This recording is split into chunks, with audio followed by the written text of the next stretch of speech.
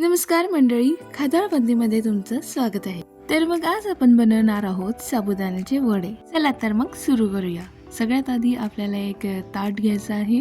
त्यामध्ये 2 उकडलेले बटाटे, रात्रभर भिजवलेला साबुदाणा आणि 1 चम्मच आपलं मीठ आणि तिखट आणि 1 चम्मच आपलं जिरं आणि बारीक केलेलं शेंगदाण्यांचं कूट.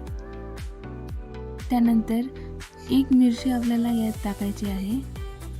तर हे आपलं सारण इथे तयार झालेलं आहे. आता आपण त्याला स्मॅश करूया. स्मॅश करताना थोडंसं दही टाकायचं 2 चम्मच, जेणेकरून टेस्टला आणखी चव येते, छान येते. तर उपवासाचे हे साबुदाणा वडे तुम्हाला कसे वाटले मला कमेंटमध्ये सांगा. आणि तुम्ही जर आपल्या चॅनलमध्ये नवीन असाल तर सबस्क्राईब करा. असेच आपण नवीन व्हिडिओ बनवत राहूया.